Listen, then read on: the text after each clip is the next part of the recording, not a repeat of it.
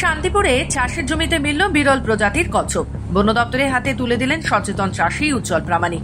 শান্তিপুর পৌরসভার 16 নম্বর ওয়ার্ডের স্টিমার ঘাট এলাকায় চাষের জমিতে এই বিরল প্রজাতির কচ্ছপটির দেখা পাওয়া যায়। স্থানীয় চাষী উজ্জ্বল প্রামাণিক চাষের কাজ করার সময় আচমকাই তার চোখে পড়ে অচেনা ধরনের এই কচ্ছপটি। সচেতন এই চাষী তৎক্ষণাৎ বন দপ্তরে বাহাদুরপুর পলাশবিট অফিসে খবরটি জানায়।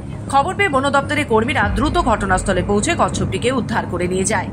আমি পাট কাটতে গিয়েছিলাম, পাট কাটতে গিয়ে দিকে হেসর দিকে কাদার মধ্যে খেলা করছিল। আমি ধরে নিয়ে এসে রাস্তার উপর রাখার পরে তারপরে বন দপ্তরকে খবর দিই।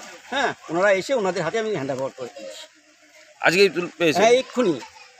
তাহলে কি মাটি আরো কচ্ছপ আছে বলে মনে হচ্ছে? একটা যেহেতু আছে থাকতেও পারে।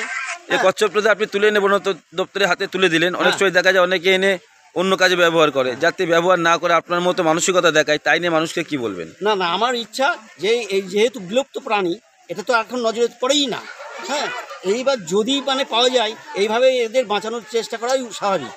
উজ্জ্বল বাবুর কথায় সাধারণ মানুষ যদি এভাবে সচেতন থাকে তাহলে প্রকৃতি ও পরিবেশকে রক্ষা করা সম্ভব। তিনি আরো বলেন, এই ধরনের বিরল বা অচেনা প্রাণী দেখলে নিজেরা কিছু না করে সঙ্গে সঙ্গে বন দপ্তরকে জানান। এতে প্রাণীও বাঁচে, পরিবেশও রক্ষা পায়। বন দপ্তর সূত্রে জানা গেছে কচ্ছপটি একটি বিলুপ্ত প্রায় প্রজাতির হতে পারে। সেটি পরীক্ষার জন্য সংশ্লিষ্ট বিভাগে পাঠানো হয়েছে।